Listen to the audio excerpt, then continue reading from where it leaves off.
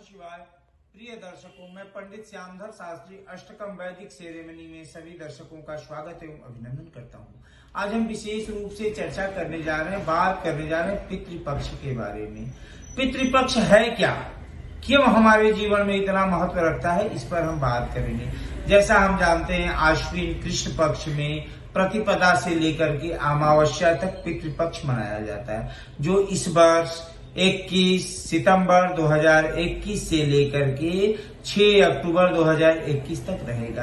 यानी इन 15 दिनों में एक पक्ष में हम अपने पितरों को याद करेंगे, उनको जल देंगे, तर्पण करेंगे, क्योंकि ऐसी मान्यता है या ऐसा हम पाते हैं कि हमारे माँ बाप या हमारे पूर्वज हमारे लिए संपत्ति छोड़ जाते हैं, हमारे लिए अत्यधिक प्रयत्न करते हैं कि हमारा जीवन सुगम और सुलभ बन पाए। तो हमारा भी उत्तरदायित्व बनता है, हमारे धर्मशास्त्र के अनुसार, भविष्य पुराण के अनुसार, इस समय समस्त पितृ यानी समस्त आपके पूर्वज इस धरती पर आते हैं। ऐसा देखा जाता है कि अकाल मृत्यु या कह लीजिए गर्भ का नुकसान होना, इस तरीके की चीजें होती हैं, तो आपके जीवन में समस्त तरीके के अवरोध उत्पन्न होने लगते हैं, कार्य नहीं हो पाता है, सफलताएं नहीं मिल पाती हैं, असफलताएं प्राप्त होने लगती हैं। अगर इस तरीके की स्थितियां पाई जाएं या न पाई जाएं, तो अपने पितरों को पितृपक्ष तर्पण तो प्रतिदिन करना चाहिए, लेकिन पितृपक्ष में तर्पण अवश्य करें। अब तर्पण विधि क्या हो, इस पर हम बात करेंगे। हमारे अष्टकम वैदिक सेरेमनी द्वारा उच्च कोटि के ब्राह्मणों द्वारा तर्पण की सुविधा है, पिंडदान की सुविधा है, त्रिपिंडी श्राद्ध आप करा सकते हैं, नारायण बलि करा सकते हैं उच्च कोटि के साधकों द्वारा। क्योंकि आजकल देखा जाता है लोग अपने कार्य को ईमानदारी से नहीं कर पाते, लेकिन हमारा अष्टकम वैदिक सेरेमनी द्वारा ईमानदारी से, अच्छे तरीके से, सुनियोजित ढंग से कार्य किया जाता है। आप चाहें तो सामने उपस्थित हो या न उपस्थित हो, तो किसी भी तकनीक के माध्यम से आप प्रसारण को देख सकते हैं।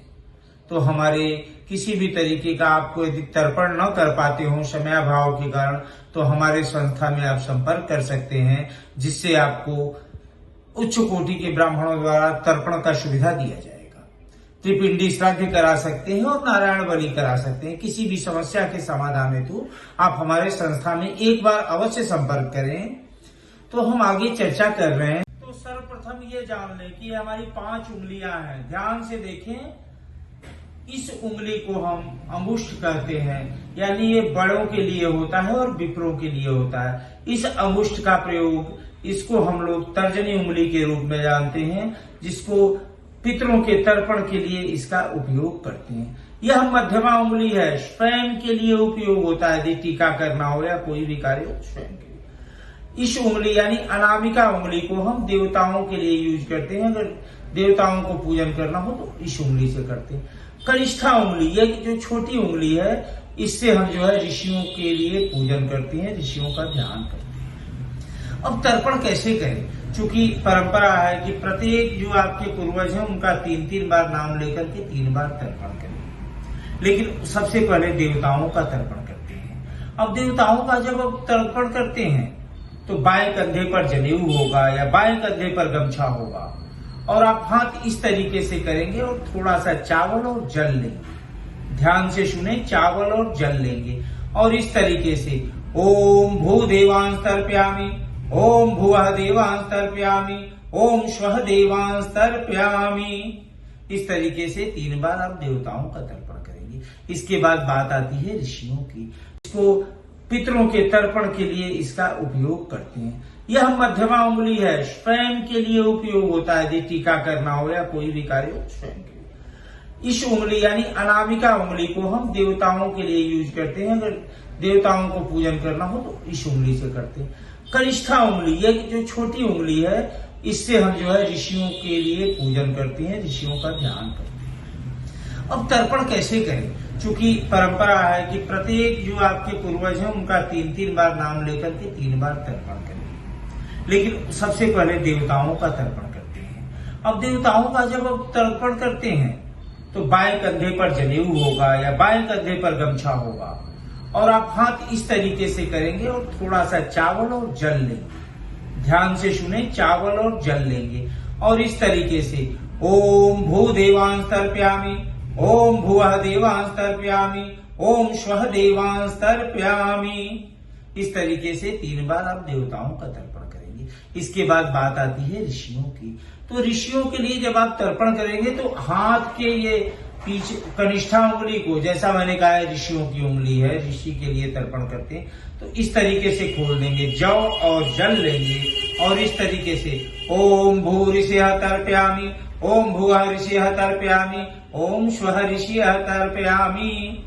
इस तरीके से 3 बार ऋषि पितरों का तर्पण करेंगे। काली तिल और जल हाथ में ले लेंगे और जैसा मैंने कहा है पितृ की उंगली होती है, तो इस उंगली को और ब्राह्मण और विप्रों की उंगली को ऐसे आप जोड़ लेंगे और ओम भू पितृन् तर्पयामि, ओम भुवः पितृन् तर्पयामि, ओम स्वः पितृन् तर्पयामि। इस तरीके से आप 3 बार पितृ के तर्पण करेंगे। चूंकि प्रयास करना चाहिए कि जितने भी आपके पूर्वज हों उनके लिए आप 3 बार तर्पण दें। इस पितृपक्ष में जैसा मैं एक विषय पर चर्चा करना चाहूंगा कि आजकल लोगों को कैंसर जैसा घातक बीमारी, हृदय रोग से संबंधित घातक बीमारी और मधुमेह से संबंधित बीमारी, यानी जो रक्त विकार होता है, कहीं न कहीं पितर आपसे संतुष्ट नहीं है, आपके पूर्वज संतुष्ट नहीं है। तो इस काल में, इस समय यानी 21 सितंबर 2021 से लेकर के आप 6 अक्टूबर 2021 तक पितरों को जरूर तर्पण दें, पितरों को जरूर जल दें और यथासंभव जीव जंतु को आप कहीं न कहीं से भोजन कराएं, तृप्त करें, क्योंकि हमारे पूर्वज किस रूप में हैं हिंदू मान्यताओं और परंपरा के अनुसार कोई नहीं जानता। क्योंकि जब हम एक दूसरे से मिलते हैं तो कोई ना कोई हमारे संबंध होते हैं, वो इस जन्म के हों या पूर्व जन्म के हों। तो इस पितृपक्ष में आप अपने पितरों का ध्यान करें तो आप हृदय रोग से संबंधित घातक बीमारी और मधुमेह से संबंधित बीमारी, यानी जो रक्त विकार होता है, कहीं न कहीं पितर आपसे संतुष्ट नहीं है, आपके पूर्वज संतुष्ट नहीं है। तो इस काल में, इस समय यानी 21 सितंबर 2021 से लेकर के आप 6 अक्टूबर 2021 तक पितरों को जरूर तर्पण दें, पितरों को जरूर जल दें और यथासंभव जीव जंतु को आप कहीं न कहीं से भोजन कराएं, तृप्त करें, क्योंकि हमारे पूर्वज किस रूप में हैं हिंदू मान्यताओं और परंपरा के अनुसार कोई नहीं जानता।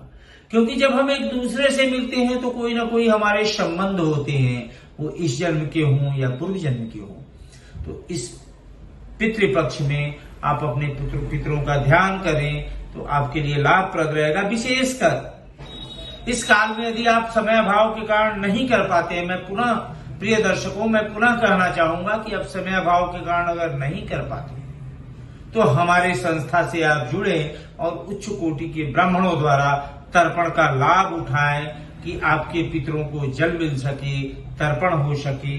पुनः हम अगले कार्यक्रम में एक नए विषय के साथ उपस्थित होंगे। तब तक के लिए नमस्कार। ओम नमः शिवाय।